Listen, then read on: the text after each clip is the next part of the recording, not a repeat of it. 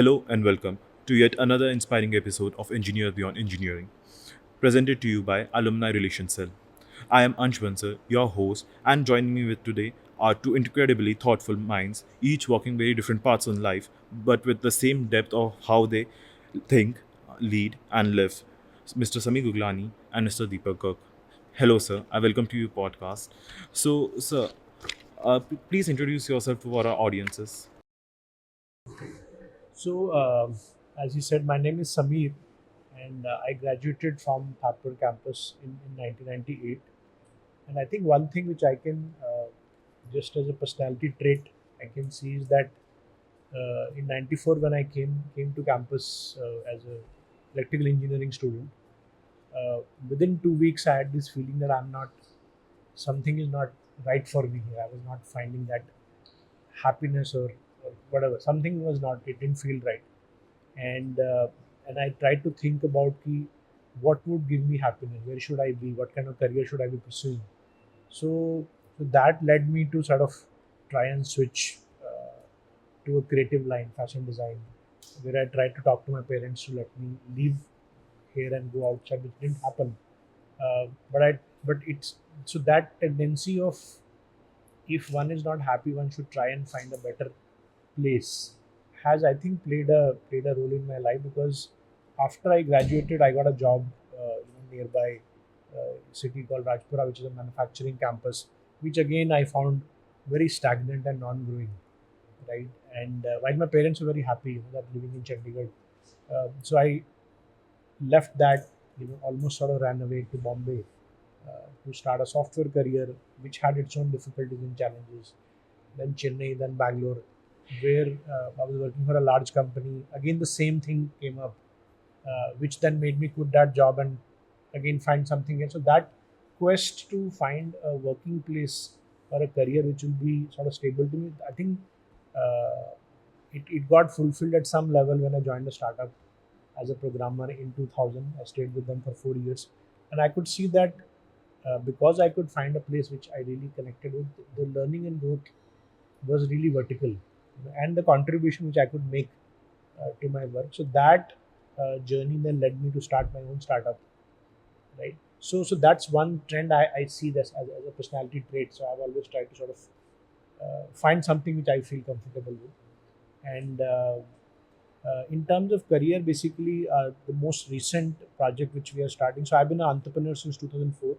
My first startup was called Madhouse, which me and my life partner Nandini we started together. We were trying to build a DVD rental service for India, which was sort of trying to get inspired from Netflix in US. That we did for 2.5 years. Post that, we got acquired and then moved to Bangalore, and that company which bought us, sort of, we kind of quit after 4 months, and we ended up then starting very accidentally. That's another theme. At least I look at my life. A lot of things have happened serendipitously, not with too much planning actually, right? So we used to go to startup events to learn and understand what is going on right now, so that we can start our next startup. But we ended up meeting and talking to a lot of young founders who somehow wanted to basically talk to us and get some advice. So we ended up becoming advisors to a few startups, and that whenever we went to meet young startup founders, uh, we could spend like 3 hours, 4 hours, and time would just stop almost, right? So it was such a joyful process, right? That we learned that maybe just we can just do that. So that is how we started Morpheus, which became India's first startup accelerator. And our whole sort of simple idea was work with one startup a day and five a week, and in 6 months they'll graduate. You get a new batch. So that we did. Morpheus played pretty significant role in initiation of the startup ecosystem in India, and then around 2012-13, another shift happened where basically, again serendipitously, I sort of got introduced to a process of inner journey, and that was very attractive, very powerful for me. And at the same time, I started to realize that the startup ecosystem, for my taste, was becoming too commercial and too driven by need to find quick and short success. So that was something which didn't really appeal to us. So we decided to shut down Morpheus while it was commercially at its peak in terms of reputation. And then after that, for 6 years, the most exclusive focus was to just continue the inner journey, which continued 2014 to 20.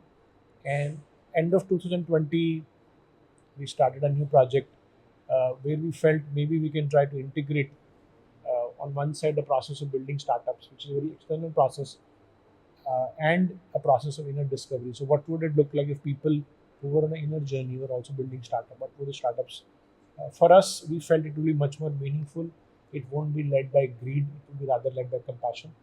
So that's what we do right now. So currently, I'm a co-founder of a community called Super Morpheus, in which we are trying to attract people from startup ecosystem who have that orientation, which is more conscious and more collaborative. Within the community is about 1,500 people now, and within the community, we also have a small venture capital fund for about $7 million, via which we make investments into sort of young startups. So that's, and currently I live in Pondicherry. Yeah. So, as you told, my name is Deepak.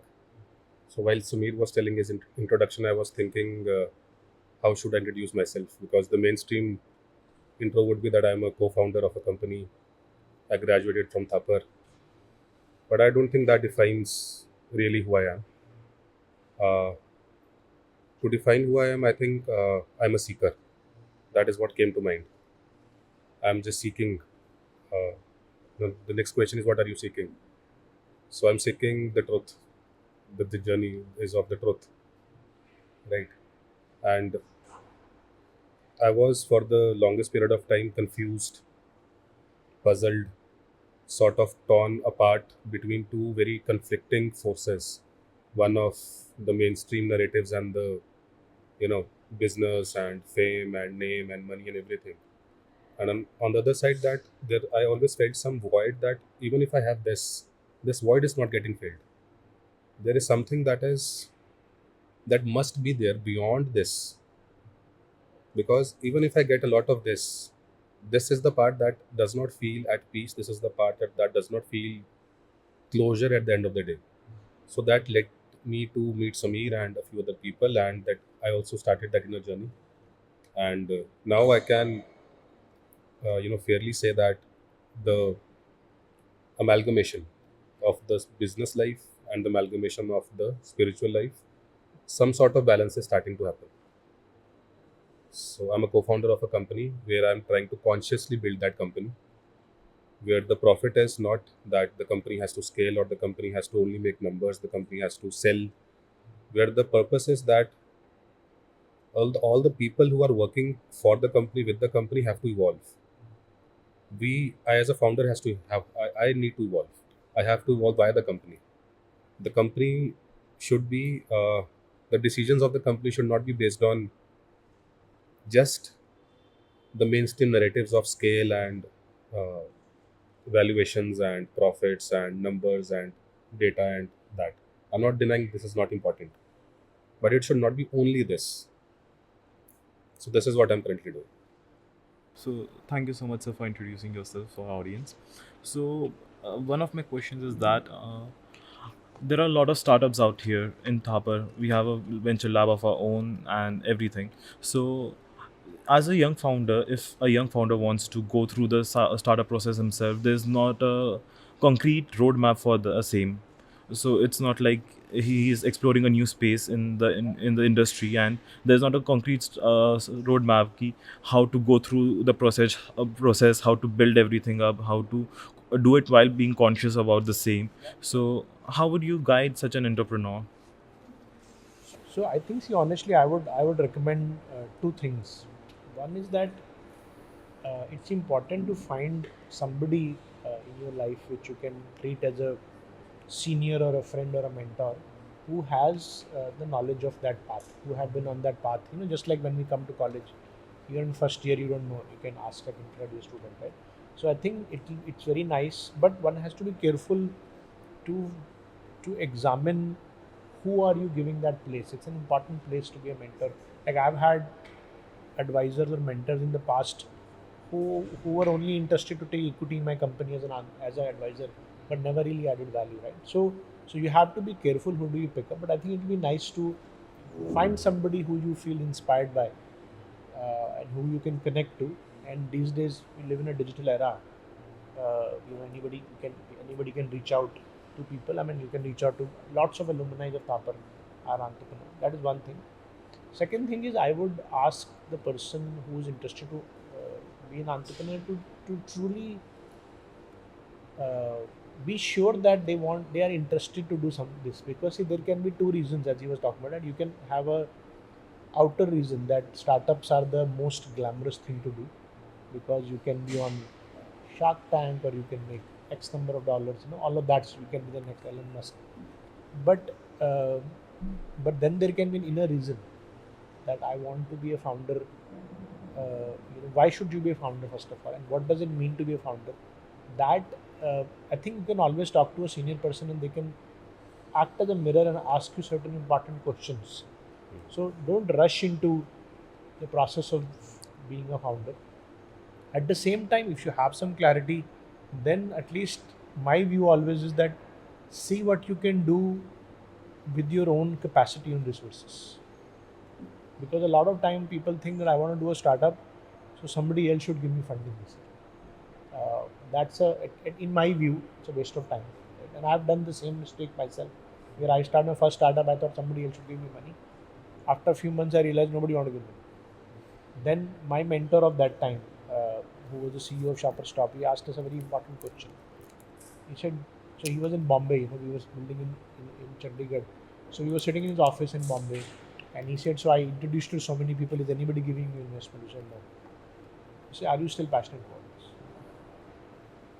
It's a very important question, right? Because he said, no, if I don't get money, I won't do it. So our answer was yes. So then he asked another important question. How much money can you put? So we had never considered how we will put our own money. So we said, we haven't thought about it. So we said, take a half an hour break, come back to it. So then we saw that we had about 4 lakh rupees to put in, and both our parents have had government jobs, so not so, but they have some provident fund. So we thought that we could ask our parents to give us a 2 lakh rupees loan, which if things don't work out, we'll go back and get a job, right? So then we went back to him and said, we can maybe give 8 lakh rupees. And see, earlier our plan was a national rollout plan, which needed like 4 crores. So he said, now you take this 8 lakh rupees, go to Chandigarh, build one store. Like build the smallest possible size of your business, and make sure it's cash flow positive, and make sure it's a great business. And he says, if you build a great business, money will find you. And it was a very important insight. At that time, I didn't understand the depth of it, but somehow it hit us, right? So what did we do? We went out, we threw away the plan of 2 crore rupees into the dustbin, we made a new plan. If I have 8 lakh rupees, how can I run my business that before 8 lakh rupees is over, it becomes cash flow positive? Right? So that I think that attitude, that what is my capacity, what can I build? See, sometimes you're building a tech product, you're a programmer, you don't need to spend money. In our case, we need to buy DVDs for our library, right? So if you can build from yourself, and you can get capital which is yours, or friends and families, right? What can you build in that significance? Because that is when you will learn. Like yesterday, one of the students from college, Kunal, he came up to me, we were discussing his idea. So he's building some machine learning model for some healthcare. So that is fine. But I said, next thing you need to do, and he also knew that you can't just sit and code. You have to also go out and talk to your partners, customers. So a lot of the thing is all about getting out there. So I think, and also one should not bother about so much in the first part of your career or first startup. No need to bother about ensuring success. I think this is a journey of learning and growing oneself. And another thing which I feel is uh, reach out to people, interesting people. You can find them in social media or wherever, and build relationships. Like that's one thing I did. So basically, when I started, those were the days pre-social media. But there were some startup blogs used to come up, Indian blogs. So I would read those blogs and write comments, and many times people would reply. And these people in Delhi or Bombay or somewhere, I was in Chandigarh, right? So almost every month I used to make a trip, to one of the cities and actually go and meet those people. And actually, one of them uh, helped us raise investments. So I think that's another thing, which is to reach out, because uh, I may be typecasting, but sometimes engineers can be a little bit introvert, not so much, into meeting people and talking. So these are two, three things which come to mind. But another thing which I will say just on this platform, if anybody is interested to do a startup, if they need my help, they can reach out to me, send me an invite on LinkedIn and send a message. I'll, because we have a very large community of people who all kind of startups. So Deepak sir, you experienced a similar thing as Sameer sir for your for a journey with EduTap. Somewhat similar, yes. But when we started EduTap, I need to go into some history. Like I quit my job. I was preparing for civil services. I spent almost 6 years in that preparation. After 4 years, I was almost broke, and it was very. I used to feel very bad asking money from my parents. Ki I need some money for my food, for my boarding, for my lodging, for my coaching. And I was the so-called, the studious and the intelligent student. Now who had become a bourge on the family, right? I felt like that. So the only option I thought I had was that I should take up a job so that I can earn for myself, because all my savings were depleted now. I can earn for myself and I can perhaps continue my preparation also. So in my 4 years of preparation without a job and another 2 years of preparation with a job, what I saw was that students, I was a student of a competitive exam, UPSC, that notes, books, coaching is not a problem. Notes are available, books are available, classes are available, coaching is available, newspapers are available, magazines are available, current affairs are available. The problem is the struggle, the internal struggle that all of us, but we are talking in the context of an aspirant, and that an aspirant has with himself or herself on a daily basis. That struggle can lead to questions like, "Agar mera na hua to." That struggle can lead to questions like, "वो मुझसे नालायक था, वो कहाँ पहुँच गया या पहुँच गई और मैं कहाँ रह गया? उसकी लाइफ चली गई आगे, पर मैं वही 8x8 के कमरे के अंदर वहीं पड़ा हूँ, इतने साल हो गए." दैट स्ट्रगल कैन बी, यार ये मैंने डिसाइड ही क्यों किया मैंने एग्ज़ाम देना है, मैं क्यों दे रहा हूँ, मैं भूल चुका हूँ मैं क्यों दे रहा हूँ, शायद कुछ था भी, मैं did I even decide, was there even a why of preparing for this exam, और was I just following the herd, है ना? तो this is a daily struggle that an aspirant goes through, right? So when we thought of EduTap, my startup, my motive was not, and it is still not, it was not to do coaching. It was more about that you have to be a mentor.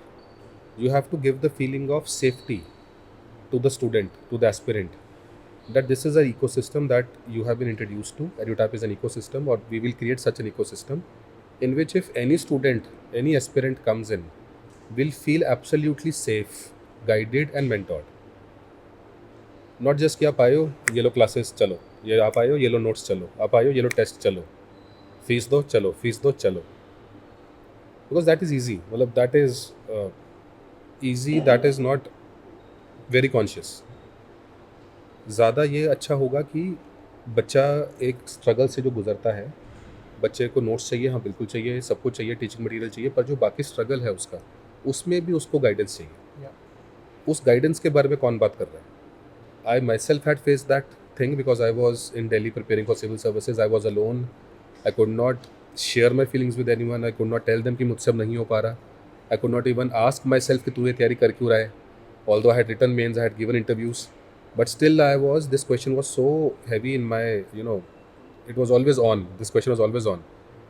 कि यार अब 28 का हो रहा है तू, अब तो 26 का हो रहा है, अब 27 का हो रहा है, लड़का है, कमाएगा नहीं, ये क्या नहीं, वो नहीं, मतलब n number of things. इसके लिए कौन था? कोई भी नहीं, right?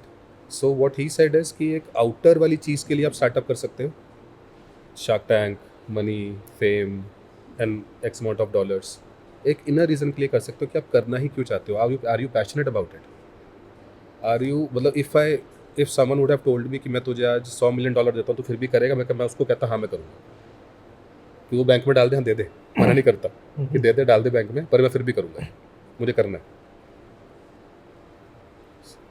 This is my answer. I want to add that to something. तो मैं जब कॉलेज में था ना, फर्स्ट ईयर में, तो I joined the college magazine. उस ज़माने में मैगजीन होती वॉक्स पॉपुलर. तो I give an application, they accepted me, and then I went to meet the one of the second year students who was the sort of assistant editor for briefing. They said, see, now you are part of the magazine, you can submit articles. We will print if they are good. And he said, you cannot write a good article, sit and write ki mere ko, I want to write a good article, let me write one. It doesn't happen like that.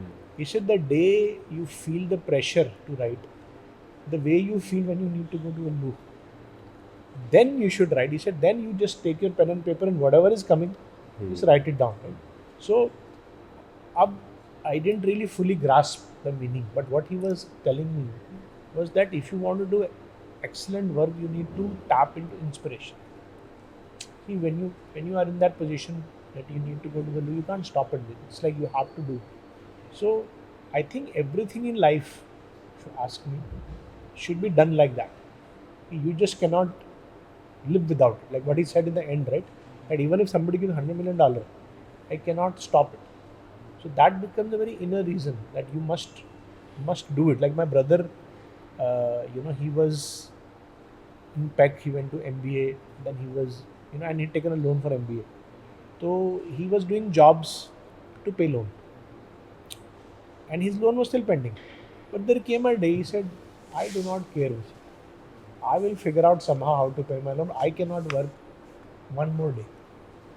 I have to be out there building something of my own. Right? So that when it becomes almost impossible not to do a startup, I think then you are truly ready. Otherwise, uh, in the heat of things. So one can also experiment, give oneself 2 months, 3 months, try to be a founder, but keep an eye on your own self. That is it something I'm enjoying? Do I look forward to, like he was saying yesterday, that is does my energy grow when I do this thing, or I feel something is off? I think being aware of one's own self would be very important. I mean, there's no other reason. The startup journey, believe me, is very hard, very very hard, like any other journey of excellence, and it takes, I feel, minimum 5 years for your startup to stabilize. Till that time, your own salary and money will be like zero or just hand to mouth. Then another 5 years to startup to get to a point where you can probably be financially independent if everything works out. So that journey, like for me, that journey included 2 startups. So you can only sustain because see, I used to live before I was a founder. I used to live in San Francisco, downtown San Francisco, fancy apartment, fancy life. Came back to India, stayed with my parents. My brother had just got married. There were only 3 rooms in the house. So me and Nandini, we were living in a room, which was actually like a, क्या बोलते हैं उसको, store room. So it was like smaller height, one bed which could only fit in the room, nothing else. And we used to have a bike to go to work, and we were probably living on 5,000 a month. So from living in San Francisco in sort of a hi-fi area, but I only remember it now. In those days, that didn't matter at all because the process of building a startup was so amazing for us that we were extremely happy despite of living in a very small money per month and living in a very small space also. But the process of building was so enriching for us that we wouldn't give it up for anything else. So, as you said, you had your friend in PEC who took a loan for MBA. So, we got to know that education is a very expensive affair these days. Yes. So, us building a startup itself, as you said, we need to invest our own money, our own time, and our own sweat and tears. So, some people they really don't have the financial condition to do so. Like in they are expected of to get a job and provide for the family, provide for the education, for the all the money that has been invested in the education, because there is an expectation of return on the investment, the investment of education. Yeah, there is always an in today's world there is. So basically, if you have a bank loan, then of course you should pay it off. If your parents are asking for money back, you should tell them that that's not happening. Well, if my mom asked about that, once my mom did ask about it, and when I was quitting Morpheus, like I was 35, I was just getting retired. So she said, "Why don't you work more?" I said, "I think I have enough." She said, "Won't you want like to buy a big house? I want to live in a big house." I said, "Honestly, it's not my responsibility to get you a bigger house." So parents, this is not done at all. Parents wanting to be return on investment, I would not buy it, right? Because that's so their option. You didn't. I mean, see, I'll tell you my own case, right? I was going to join architecture college in Chandigarh because the fees is very reasonable, right? It was my parents who somehow decided that they will put up that money and put me in Thapar, which was very, very expensive. I was literally sitting there, architecture college seat. They put me from here to here. Right? Now, if they come back after 4 years and say, pay me my fees back, that's not a done deal at all, right? So you need to be intelligent enough. But if you have, I mean, genuine reason that you have a loan or something, that or you need to build a corpus, then honestly, I feel it would be responsible to take up a job. And by the way, there are many companies where you can work in a very entrepreneurial role. Like I worked for a startup for 4 years. It was phenomenal.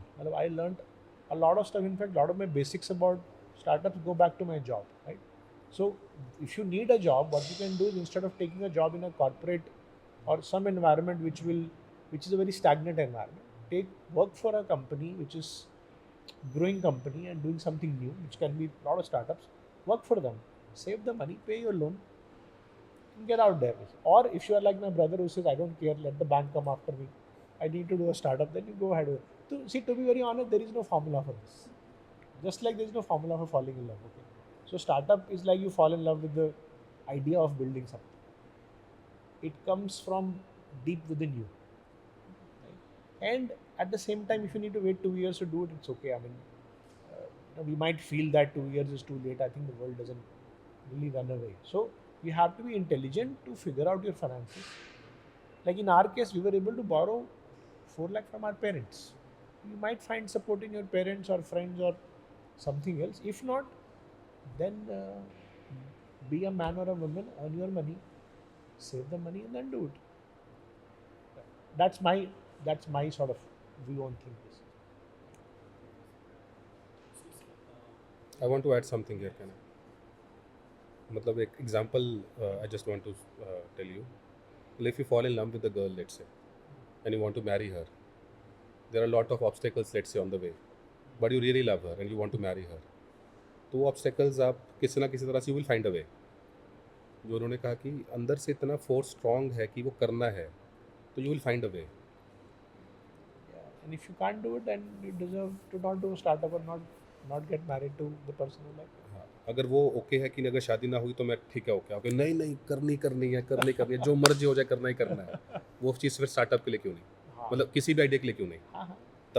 तब भी बहुत सारे challenges आ सकते हैं let's assume कि बहुत सारे challenges आ रहे हैं पेरेंट्स नहीं मान रहे इंटरकास्ट है लड़की का पता नहीं मतलब A to Z लड़के का A to Z पता नहीं क्या क्या पैरामीटर्स नहीं मैच हो रहे हैं तो उसके बाद भी नहीं मुझे करना ही करना है then you will find a way otherwise you will let go कि नहीं मुझे उतना प्यार था ही नहीं एक्सेप्ट इट मूव ऑन है ना तो ये यही कहना चाहता था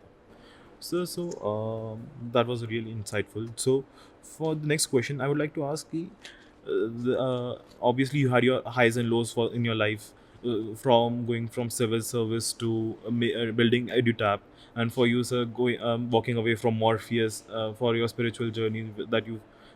It takes a real amount of courage to do so. Ki you are building a real startup and to walk away from it because you are feeling unhappy. So how did you take it? Like, how did you mentally take it? How did you find ways to cope up with it? How, because obviously startups are hit and a miss. So even while building, you obviously had such feelings while building Super Morpheus. Let's say, ki, what if something like Morpheus happens back या फिर EduTap, it will be a hit or a miss. You don't know. There is uncertainty in the future. So how did you take your mental health so well? Yeah, I was in love. As I just said, I was in love.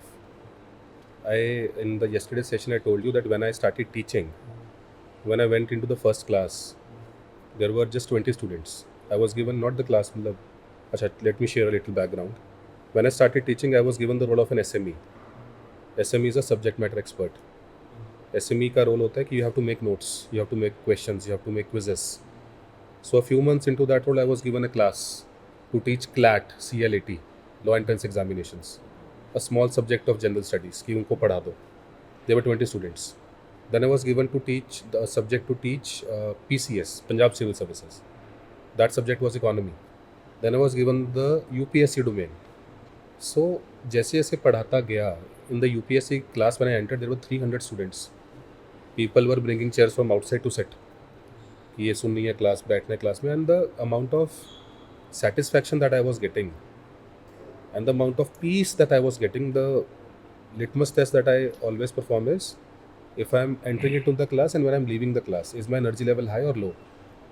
It was higher. Even if I'm taking a 3 hours class and I'm taking 3 hours classes in a day, my energy level is higher at the end of the day than at the start of the day. So I was in love. I still am in love with teaching. So if I'm in love with teaching, does not matter. Nothing else matters. मेरे लिए वो हिसाब है कि business अपना build हो जाएगा, सब कुछ ठीक अपने आप हो जाएगा. यूनिवर्स विल हेल्प यू, क्योंकि आप एक तरह से अंदर से इतना पुल स्ट्रांग है, अंदर से इतना वो स्ट्रांग आ रहा है कि यार यही करना है, तो मैं उसको करूँगा. राइट. तो हिट होगा कि मिस होगा, आई डोंट नो. स्केल होगा कि नहीं होगा, आई डोंट नो. $1 बिलियन होगा नहीं होगा, I don't know. Right. Unicorn बनेगा नहीं बनेगा, आई डोंट नो. डेकाकॉर्न बनेगा नहीं बनेगा, आई डोंट नो. कितने साल चलेगा, आई डोंट नो. तो वो सब चीज़ें, प्लानिंग इंपॉर्टेंट है, इंपॉर्टेंट है. अगेन मैं उसी पॉइंट को स्ट्रेस कर रहा हूँ कि सिर्फ मेन स्ट्रीम नरेटिव देखकर, मेन स्ट्रीम मॉडल्स देखकर हम ये 3 साल में कर देंगे, 5 साल में कर देंगे, पर उस बिजनेस में सोल ही ना हो, वो कॉन्शियस बिजनेस ही ना हो उसमें. मतलब I somewhere feel lost. I feel कि मैंने अपने आप को ही गवा दिया, ऐसी फीलिंग आती है. तो for me it was not a question of hit होगा कि मिस होगा. इट वॉज कि मज़ा आ रहा है कि नहीं यार. So, see, I think I was, now I consider myself very lucky because I had sort of what one would call two periods of extreme difficulty.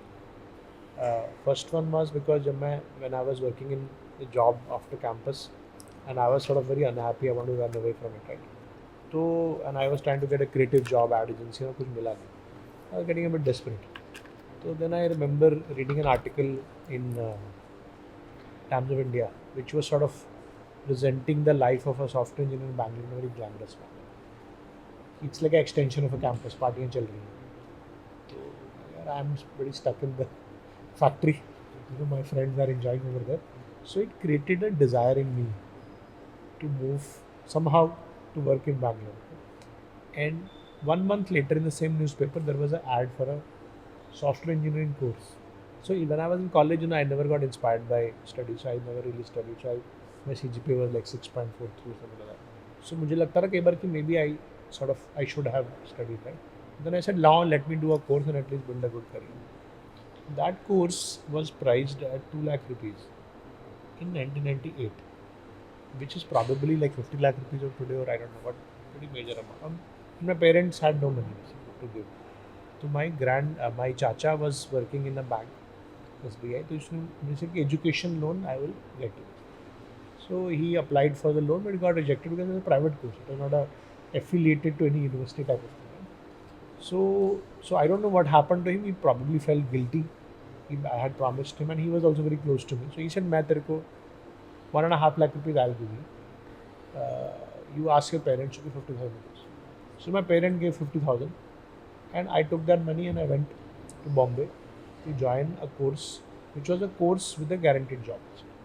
So if you finish, there are some Microsoft certifications you need to finish. So I studied, I really enjoyed it, I finished it, I passed it. And there were a bunch of other people. And then we were sent to Chennai software campus. And by the time we came to Chennai, there was a rumor going around, this whole thing was a fraud. which means these people took money from many people to give them jobs, and they did it for 2 years. Now they are sort of running it. So it was like, I mean, indescribable sort of place to be in. I'm not a software engineer, I'm not an electrical engineer, and I had 2 lakh rupees of loan in my hand. Right? It was, and I used to live in Chennai, and even today, then even more. So North, basically South India, especially Tamil Nadu, is a, I mean, comes across as not very friendly. So, and the culture is totally opposite, right? यहाँ पर हम we eat paranthas, we get paranthas and roti, we get nothing over there. So I remember the struggle which I went through, and there were many people with me who were all stuck because of that. Literally, I was eating 2 meals a day, and I had no choice but to start eating local food, and it was a very depressing period.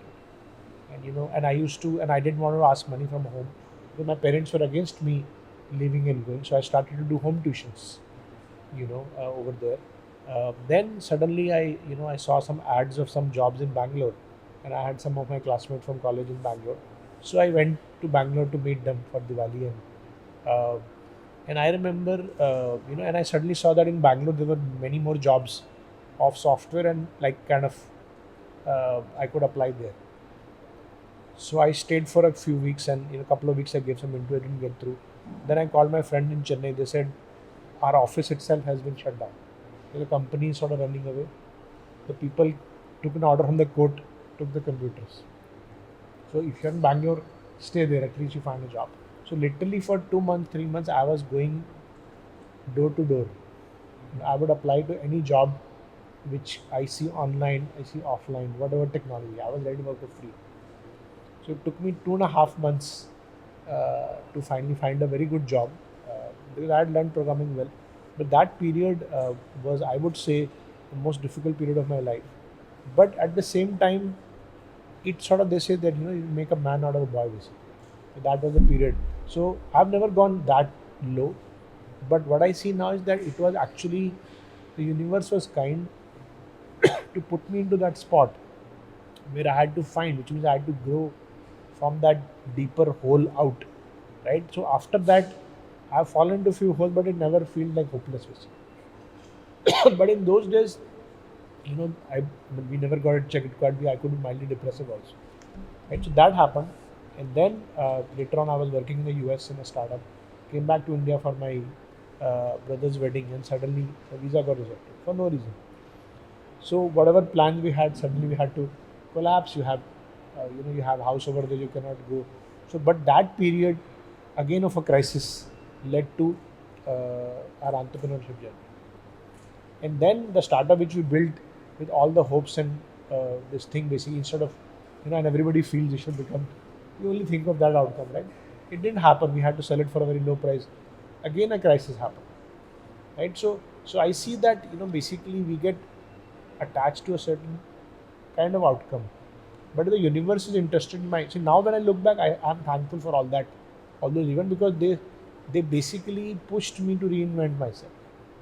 So I think now when I Morpheus had to be let go, we had no. It was a very conscious decision.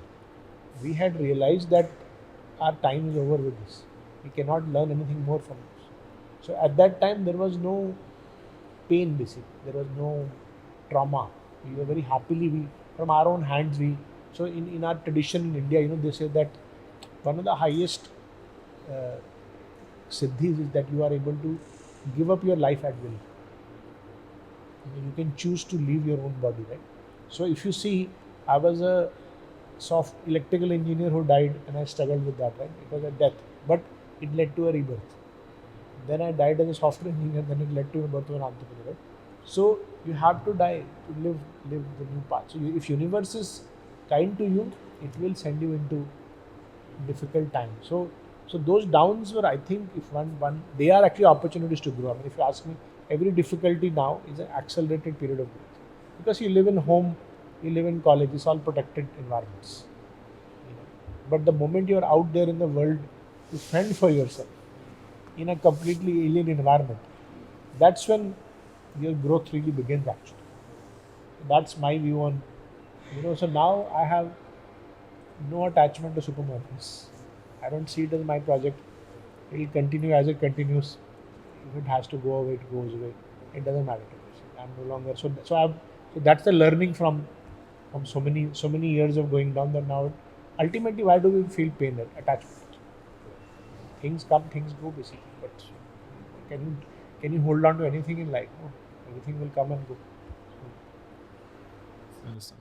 So that was really insightful. We understand basically the same line from Bhagavad Gita, as you say, ki, you have to die to live again. So okay, so both of you are huge advocates of consciousness to build a conscious community, to build a conscious company, a conscious startup. So how would you describe consciousness as a whole, both in terms of life and in terms of entrepreneurship as a whole? So I think consciousness has to be. We have to have some common definition of consciousness, which we can because as a word it can have many meanings. To me, consciousness is basically sort of an awareness, right? Which awareness of who am I, what is inside of me, and awareness of my own surroundings, right? And then these two awareness it enables to take an action, right? So even a small atom, every atom has some consciousness, right? Because that is how because when we study uh, chemistry in periodic table, right?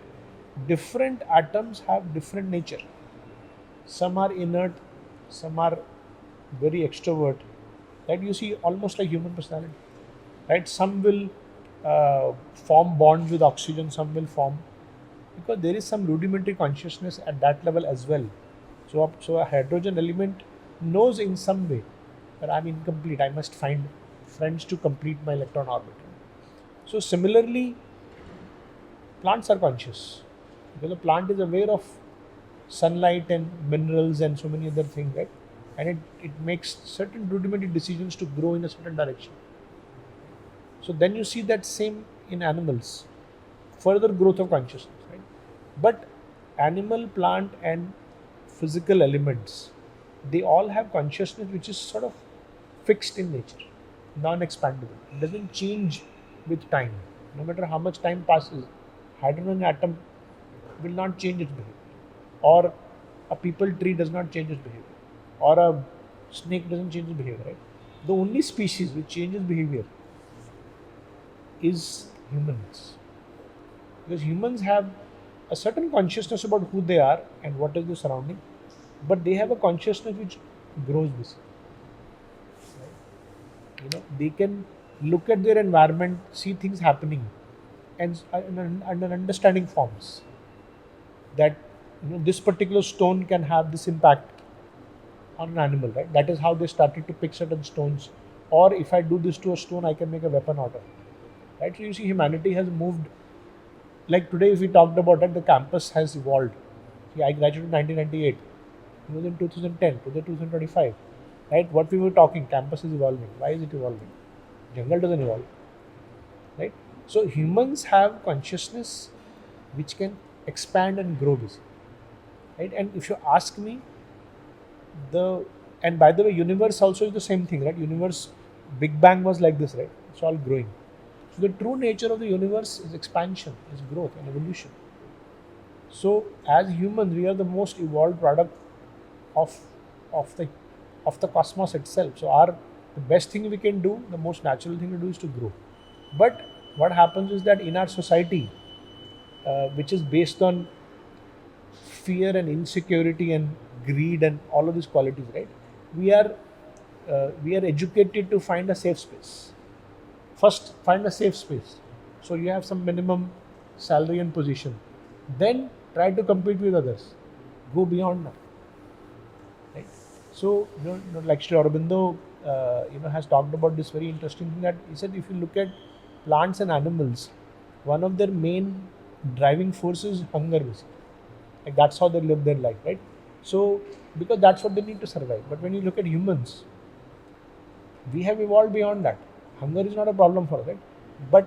And we don't eat each other, but energetically we still are hungry, which means anytime two people are trying to do something together, each one is sort of, how can I eat them? Like when you find a job, right? Company is thinking, how can I take the maximum out of this guy and pay the minimum? The person is thinking, how can I take? So he says this law of mutual hunger will never let us grow as a society. Right? He said the day the law of mutual hunger gets replaced with the law of mutual self-giving, which means I support you in whichever way I can, you support me in whichever you can, and we can both be better off, right? So this quality of competition is detrimental.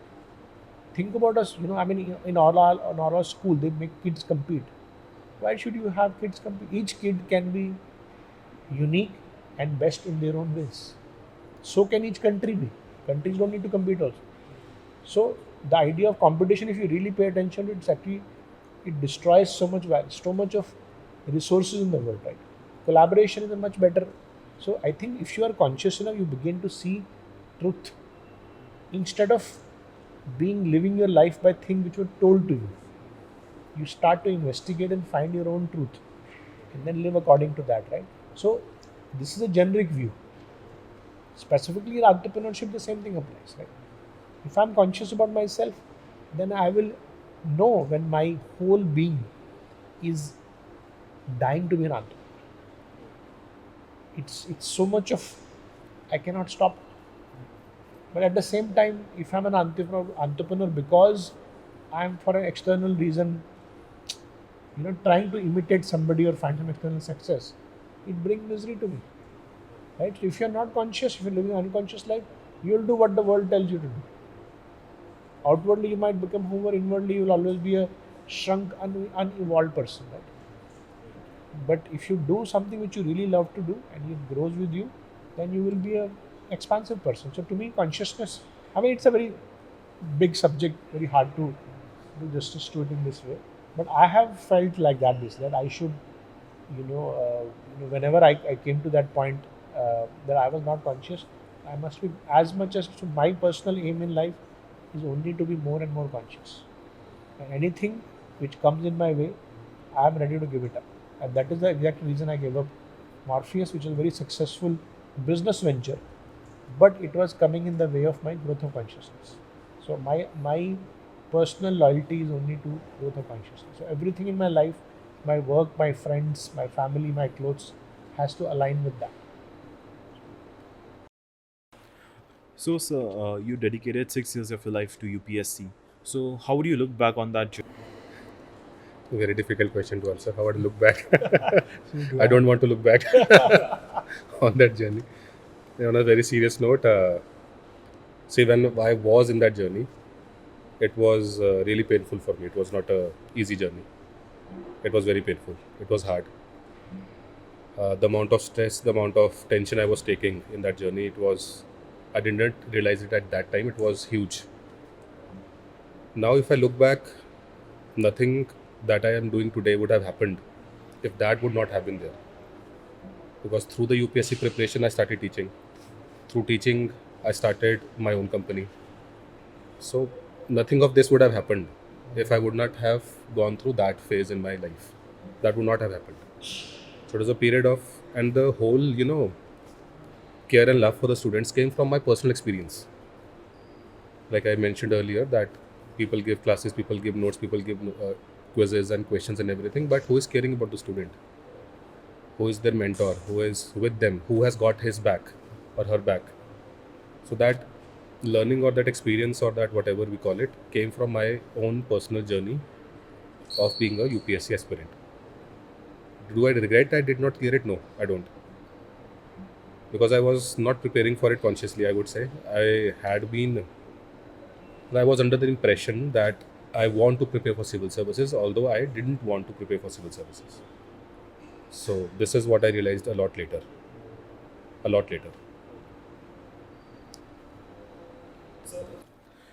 Sir, it's been an absolute pleasure listening to you today. I enjoyed your conversation, and I'm sure our listener did too. So, before we sign off, do you have any final messages for those who are listening to us? So, good question. So I'll just pick up from what he said, because in his journey, he gave 6 years to UPSC. We had given 3 years to building a startup, right? So I think we had this common thing that we felt the pain of being a UPSC aspirant or being a founder, right? the common mindset is to run away from pain. But actually, pain is a growth accelerator. Like Sri Aurobindo has this very beautiful line which says, "Pain is a hammer of gods to chisel the hearts of unwilling men."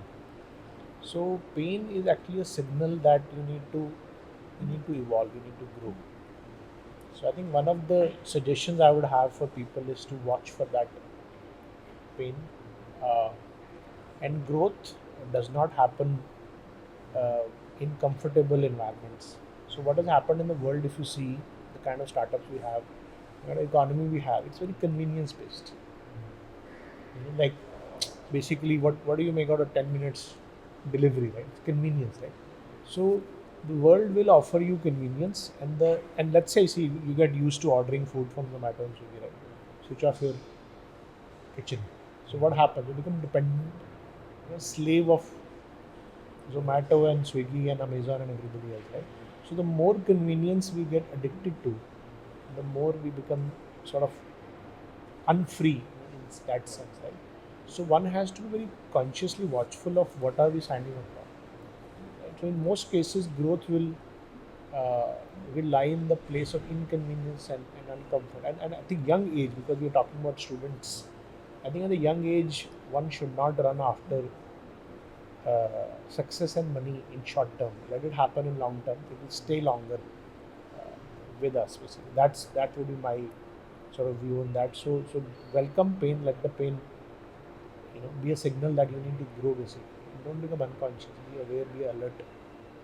Uh, that would be my message. Another thing which I have immensely benefited from, even though for me it started at the age of 35. Uh, I was otherwise, atheist, agnostic, very Western oriented. At 35, I started to appreciate and understand our own culture. I think India has a uh, very deep culture, which is very profound. I mean, you can start from anywhere. I mean, you like Gita or Vedas, Mahabharata, Ramayana. I think it will be nice to sort of touch base with our own roots and culture.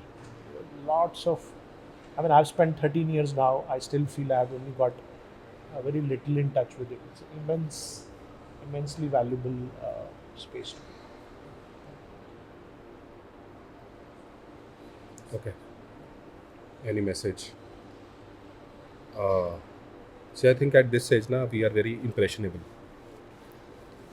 Uh, and what I would say is be very conscious of what the mainstream narrative is telling you. A specific package does not make a good company. Like in this context, मतलब मेरे time पे तो ये होता था कि यार package कितना दे रही है कंपनी, उसमें अप्लाई करना है, कुछ नहीं पढ़ते थे उसके बारे में, बस package, we used to see the package, the package is high, I want to go to this company, right? And so be very try to become aware of this narrative that if the package is good, the company is good, or you really want to work for that company. Start with why do you want to join this company? Is it only the package? Because the package वाला जो dream है ना, या जो उसका मज़ा है, it will soon wither away धीरे धीरे. So you must find joy in your work, कि आपको मज़ा आ रहा है वहाँ पे काम करके, आप कुछ ऐड कर रहे हो, वैल्यू ऐड कर रहे हो, आपको अंदर से फुलफिल्ड फील हो रहा है, आपको अंदर से कंप्लीट फील हो रहा है, आपको एक्सपेंसिव फील हो रहा है. इन चीज़ों की शायद थोड़ी ज़्यादा हमें समझ रखनी चाहिए या अवेयर रहना चाहिए, instead of just a number. So look inside, that is what I would like to say. Look inside and feel.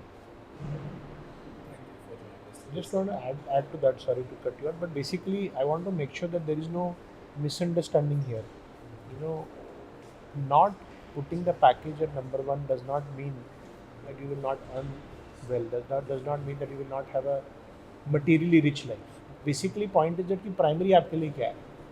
Is primary the external money and everything else is compromisable, or primary is your inner awareness and happiness, and everything else gets attracted to that. So what I want to say is, I know hundreds of people who are very inwardly driven.